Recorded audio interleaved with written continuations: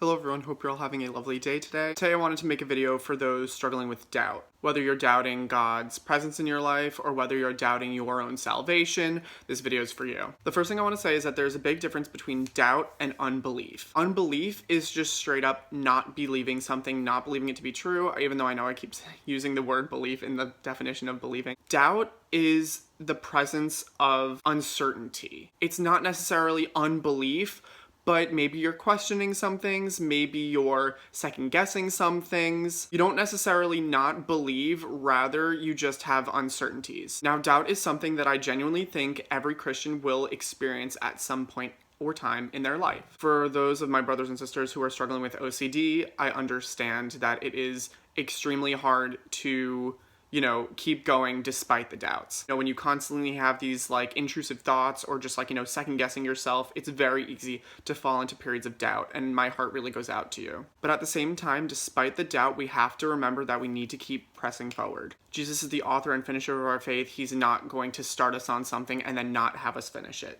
I want to direct your attention to Mark 9:24. And straightway the father of the child cried out and said with tears, "Lord, I believe, help thou mine unbelief." This father was struggling with doubts, yet he still, despite the doubts, was pressing forward and saying, "Lord, I believe, but help my unbelief." I want you to remember that, because I feel like a lot of times we beat ourselves up over struggling with doubts or unbelief or whatever it is that we're going through, and immediately start thinking, well, because I'm having doubts, I must not be saved, God's probably disappointed in me, I'm probably done for, and it's just a spiral. Another person I want you to remember is John the Baptist. John the Baptist started doubting Jesus as he was awaiting what was most likely execution. He literally was starting to lose faith in Christ. But what did Jesus do to respond to this? He didn't condemn John. He didn't rebuke him. He didn't freak out on him and say, "How dare you question me?" He simply said, "Tell John what you have seen and heard. The blind receive their sight, the lame walk, lepers are cleansed, and the deaf hear.